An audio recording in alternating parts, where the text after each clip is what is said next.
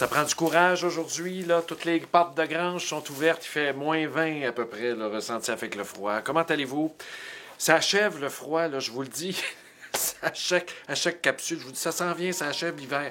Mais là, je pense que c'est vrai. Là, on va avoir un break d'une semaine. La température va monter à peu près jusqu'à 4-5 degrés. Mardi, c'est la canicule. On annonce 10 degrés. Débordement de rivière. Alerte météo, Environnement Canada. Je t'avais des appelés Environnement Canada parce qu'il y a toujours des alertes. Là, on ne sait plus sur quel pied danser. Il fait très froid. Je voulais vous partager quelque chose rapidement. Là. C'est sûr qu'on ne s'éternisera pas 15 minutes ici, là, avec le froid qu'il fait. Ça m'a pris quelques jours avant de m'en remettre. Là. Je vais être honnête avec vous, je suis assommé. Assommé parce que je suis allé en fin de semaine à l'Union paysanne. Vous connaissez l'Union paysanne? C'est un regroupement de petites fermes, principalement, de gens qui veulent un peu ressusciter la profession de paysan au Québec. Et j'étais entré en contact avec Dominique Lamontagne, qui a écrit le livre il y a 4 ans de ça. Ça fait-tu déjà 4 ans, peut-être? La ferme impossible. Je l'avais reçu en entrevue à la radio, on s'était parlé.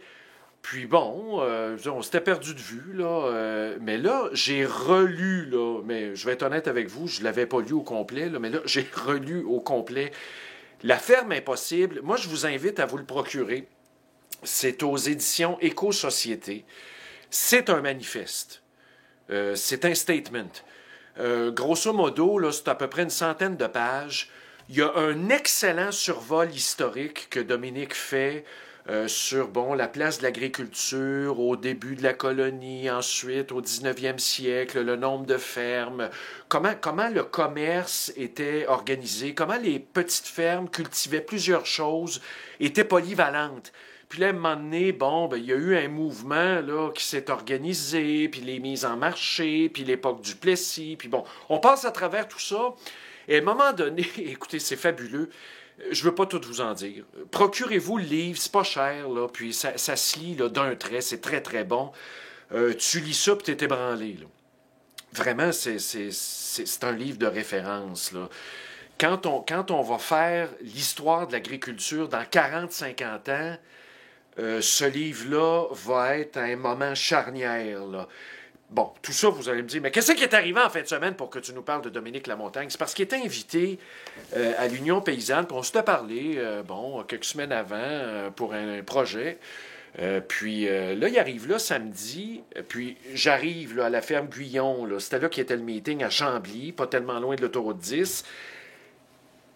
J'arrive là, il finit son discours, c'était très bon, là. C'est vraiment bien senti ce qu'il disait. Et là, je suis parti vers l'heure du midi. Il y avait des ateliers de travail et tout ça. Et là, le ministre Lamontagne, l'autre Lamontagne, t'as Dominique, puis t'as le ministre Lamontagne, est arrivé vers l'heure du souper. Moi, j'étais pas là, puis je suis allé me coucher, j'étais brûlé. Puis je me réveille dans la nuit à 3 heures du matin. Hein? Ben, imaginez-vous donc que le ministre est venu annoncer, moi je vous le dis, là, officiellement, c'est ça que ça veut dire, est venu annoncer la renaissance de la profession de paysan au Québec. C'est ça qui est venu annoncer. Un projet pilote, ça c'est la bataille que Dominique Lamontagne a menée là, à bout de bras pendant des années. Lui, il a fait l'acquisition d'une ferme à Sainte-Lucie-des-Laurentides. Là. C'est pas en zone verte. Donc, c'est en zone montagneuse, dans les Laurentides, j'imagine. Et lui, il veut, depuis des années, il en parle dans La ferme impossible, il veut revendiquer le droit de faire l'abattage à la ferme de poulet, par exemple. On pourrait commencer avec le poulet. Il y a des vidéos, vraiment, ce gars-là, c'est fabuleux ce qu'il fait. Vous irez voir ça sur YouTube, entre autres. Alors, il revendiquait ça, et il revendiquait aussi l'accès à des mets cuisinés à base de lait cru de chèvre. Lui, il y a des chèvres. Alors, c'est plein de débats. Ça fait genre 50 ans qu'on parle de ça au Québec. Les rangs se vident. La ruralité devient un désert. On parle de désertification sociale. Là. C'est ça qu'on a aujourd'hui. Moi, personnellement, je ne suis pas contre les grosses fermes.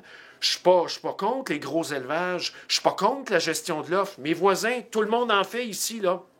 Il y a peut-être 3, 4, 5 fermes, pas plus, là, dans le rang. Avant, il y en avait 12, mais là, il y en a de moins en moins, elles sont de plus en plus grosses. Mais moi, je respecte mes voisins, mais moi, j'aimerais ça aussi exister comme petite ferme. Ben, c'est ça que le ministre est venu annoncer, imaginez-vous donc. Alors, on savait que les poulets, le quota, là, le minimum qu'on peut avoir sans être réglementé à l'os, là, ça avait été augmenté à 300, mais comment trouver un abattoir qui va prendre les poulets? Alors là, ce que Dominique Lamontagne demandait, c'est de faire l'abattage à la ferme. Il y a un projet pilote qui a été annoncé. Il y a des appels de candidature qui vont se faire. Et là, au terme du projet pilote d'abattage à la ferme, plus de cuisiner avec du lait cru, donc le faire chauffer, faire des mets préparés qu'on peut vendre, ben ça, c'est le projet de Dominique Lamontagne. Ben, je pense que ça va ouvrir la porte. Hey, c'est quelque chose, là. Moi, je vous dis, là, j'exagère même pas, là, ça fait une semaine que je suis sonné de cette nouvelle-là. Ça va amener une résurrection de la ruralité. Je vous le dis, c'est ça qui va arriver. Là. On va regarder ça dans 20, 30 ans, puis on va se dire, oh, quel grand moment on a. Ça va prendre du temps, là. Je ne vous dis pas que c'est un pique-nique. Mais ici, par exemple, on pourrait avoir 100 poules pondeuses, une centaine d'œufs. Ensuite, on pourrait avoir 300 poulets que j'abats moi-même ici. Imaginez le transport, les frais, le temps, tout ça qu'on sauve. Peut-être qu'on pourrait avoir une petite cuisine MAPAC. Hein? On aime ça, les règles MAPAC, là, toutes les affaires là, du MAPAC avec les permis. On pourrait avoir une petite cuisine MAPAC. On pourrait vendre à la ferme. Le lait cru. Le lait cru, en fin de semaine, probablement, là, je m'en vais faire un circuit, en tout cas une partie de circuit de lait cru dans l'État de New York. C'est quelque chose, là. Moi, je vous le dis, ça, là, c'est juste le début. Si l'expérience pilote marche avec Dominique Lamontagne, là, moi, je vous fais une prédiction, là, puis c'est pas Madame Minou, là, c'est pas la grosse affaire, là. Je vous le dis, après, ça va être les oies, les canards. Il va y avoir toute la volaille qu'on va pouvoir faire. Si ça marche avec le lait cru de chèvre, on va peut-être passer à l'autre étape, le lait cru de vache. Pourquoi il y a un circuit touristique dans le Vermont, en Nouvelle-Angleterre, dans l'État de New York? Pourquoi il y a ça, puis ici, on ne peut pas? Pourquoi 6 pays sur 7 dans le G7 autorisent le lait cru? Pourquoi 42 États américains sur 50 contrôlent et autorisent le lait cru? Bon, là, il faut que je vous laisse, j'ai froid. Merci, bonne semaine.